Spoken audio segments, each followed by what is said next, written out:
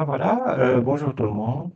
Voilà, on a un autre problème de probabilité. Aujourd'hui, donc, c'est un problème, en fait, ouais, supposons qu'on a une usine qui va fabriquer des ampoules, et puis ils ont fait sur deux machines, etc. Puis, donc là, nous voulons en fait savoir, en fait, si donc là, j'ai une machine A qui assure en fait 40% de la production avec des pourcents d'ampoules défectueuses. Et une machine B qui assure en fait donc en fait le solde, c'est-à-dire 60% de la production avec 5% d'ampoules défectueuses.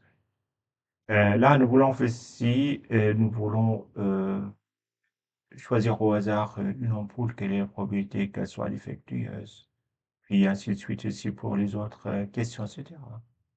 Et puis voilà. Et donc là, on va commencer en fait commencer à résoudre ça. Et donc, je vais faire l'arbre de décision, etc. Et puis, ça, c'est le A. Je commence aussi par la question A. Je vais calculer en fait si, qu'est-ce qu'on va calculer en fait si défectueuse.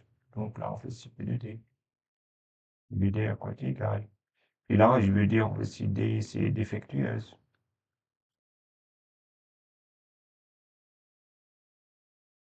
Et puis, comme vous voyez, en fait si des barres, en fait si n'est pas non défectueuse. Non défect. Voilà. En fait, si, donc là, en fait si, on va faire ça. J'ai la première des choses, c'est d'avoir la machine A ou bien B. J'ai une machine A qui produit 40%, donc c'est-à-dire j'ai ici 0,4. Une machine B qui produit, ils ont fait ici donc 0,6, c'est-à-dire 60%. Et la machine A qui donne des ampoules défectueuses, non défectueuses. Puis ça avec combien? Avec une probabilité de 10%, 0,1. Non défectueuse, c'est 0,9. Puis j'ai aussi la machine B qui produit les 60% du reste, mais avec des ampoules défectueuses, une autre non défectueuse. Et là, avec combien? On a dit avec 5%, c'est 0,5. Pardon, c'est 0,05, je vais mettre comme ça. Puis les ampoules non défectueuses avec une probabilité de 95%, c'est 0,95. Puis la question de 1 fait donc là est égale à combien? Donc je cherche en fait P de D. Donc là, P de D est égal à combien? C'est 0,4 fois 0,1. Donc 0,4 fois 0,1. Plus, on est d'accord, yes. Plus combien? 0,6 fois 0,05. Et là, nous voulons faire si calculer à quoi égale cette probabilité. Ça me donne ici combien? Ça me donne 0,04. Plus, j'ai ici 30. Donc là, ça fait 0,03. 0,03. Et donc là, je trouve est égal à 0,07. C'est-à-dire est égal à 7%. La probabilité, en fait, si, donc là, si on tire au hasard euh, l'ampoule, en fait, si, on va trouver qu'elle est défectueuse avec 7% de probabilité. Ça, c'est pour la question A. Je veux, en fait, maintenant voir aussi la question B. On choisit donc là, une ampoule au hasard. Quelle est la probabilité qu'elle soit, en fait, défectueuse et produite par la machine A? Et donc là, nous voulons la question B.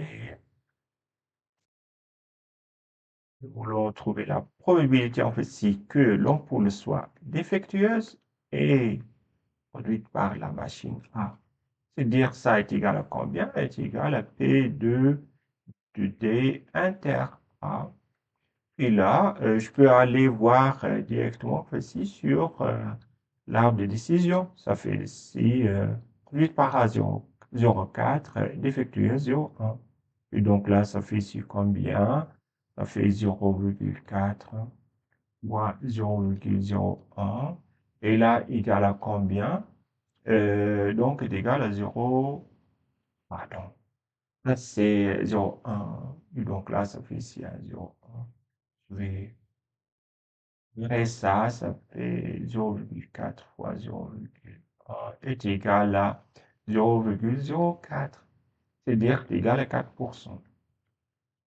Et donc là, P de D et A est égal à 4%. Euh, la question B, la question C. Sachant qu'une ampoule soit défectueuse, quelle est la probabilité qu'elle provienne de la machine B?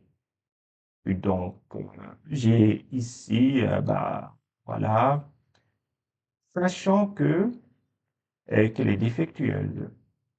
Quelle est la probabilité que l'ampoule provienne aussi de la machine B?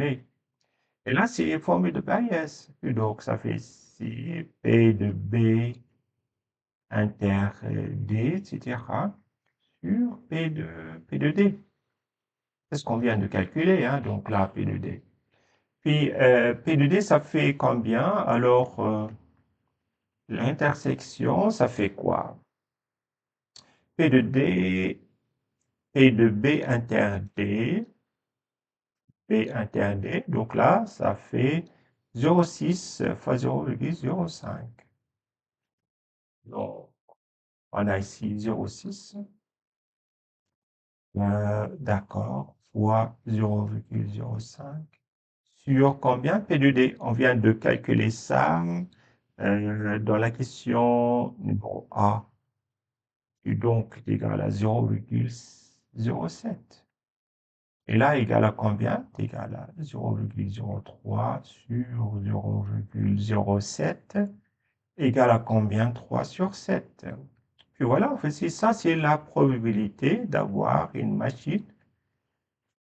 La probabilité aussi que l'ampoule provienne de la machine B, sachant qu'elle est défectueuse, égale à 3 sur 7. Puis voilà. La question C, on choisit au hasard 10 ampoules. Quelle est la probabilité qu'une ampoule plus soit défectueuse? Donc, la question D. Donc là, la question D. Donc, on va choisir en fait ici 10 ampoules.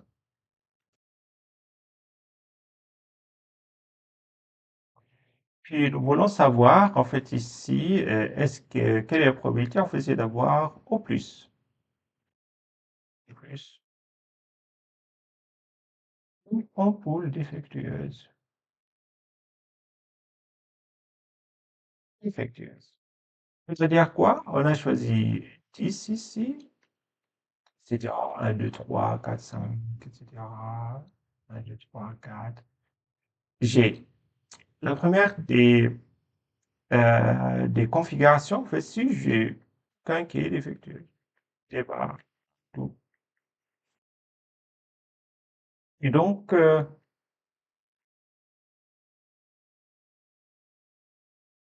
voilà. Maintenant, en fait, si ça, c'est la première configuration. Et là, ça me donne, en fait, si une non défectueuse. Donc, tout à l'heure, on a fait P de D est égal à combien? P de D est égal à 7%, non? 0,07. Maintenant, P de D bar, ça fait 0,93. Donc, j'ai ici 0,93 fois 0,93, etc. etc. Puis là, ça me donne 0,93 puissance combien? Puissance 10. Puis, deuxième configuration, en fait, j'ai une qui est défectueuse. Non. Et une qui est défectueuse, tout le reste qui sont non défectueuses, etc. Et puis, ben voilà. Et donc là, etc., jusqu'au 10e, etc., parce qu'on a choisi 10 ampoules. Puis, donc, ça me donne ici, donc là, une défectueuse, c'est 0,07. fois, et donc là, 0, combien en fait? 0,93 puissance 9. Mais le problème, en fait, si je ne sais pas si la première elle est défectueuse, deuxième, bien troisième, bien quelque chose comme ça. Et pour cela, en fait, si ça, c'est les lois binomiales. Ça, c'est les lois binomiales.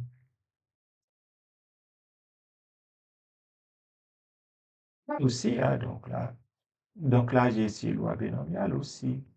Alors, je vais aller calculer alors.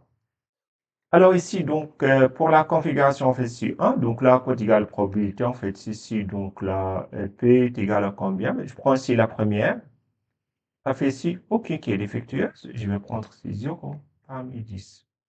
Combien, en fait, si vous probabilité 0,17, 0, pardon, 0,07. Et là, ça fait ici puissance 0 fois 0,93 puissance 10. C'est-à-dire 10 moins 0. Plus combien? Plus ça fait ici 1 parmi 10 qui est défectueuse, c'est-à-dire fois 0,07 puissance 1 fois 0,93 puissance combien en fait? C'est puissance 10 moins 1. Puis là, je dois calculer en fait si cette probabilité à quoi est égale. Alors, on va calculer en fait si, puis je reviendrai tout de suite après le calcul. Est égal à 0,84, 0,838. Donc, est égal à combien? Est égal, ben voilà, est égal à 84,8%. C'est du OK. Donc là, on va essayer d'avoir au-dessus au plus, c'est-à-dire 0 défectueuse ou bien une défectueuse plus que ça. N'oubliez pas, on fait ici au plus, c'est-à-dire ça. Qu'est-ce qu'on a vu en fait ici? Donc là, juste l'approche théorique. Donc là, la théorie qui est derrière, si je vais juste en fait c'est voir théorie. Ben, loi binomiale.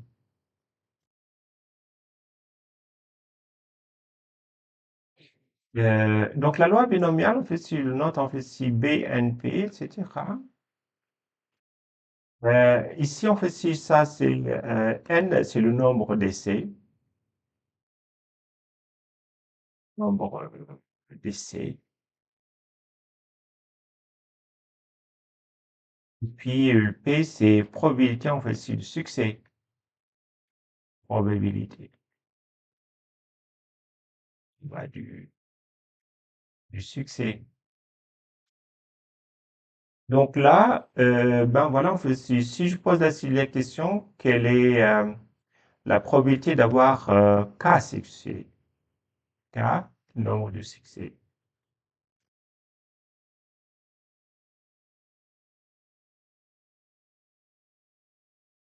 Alors ici, donc là, j'écris en fait ici, pardon, CTRL Z, yes. Euh, donc, P de K est égal à combien? Alors, pardon, P de X est égal à K. C'est un nombre de succès est égal à K. Égal à combien, en fait? Est égal à CKN fois la probabilité de succès que j'ai fait un K succès. Et donc là, P puissance K. 1 moins P. Puissance combien? C'est le nombre d'échecs, non? C'est N moins K.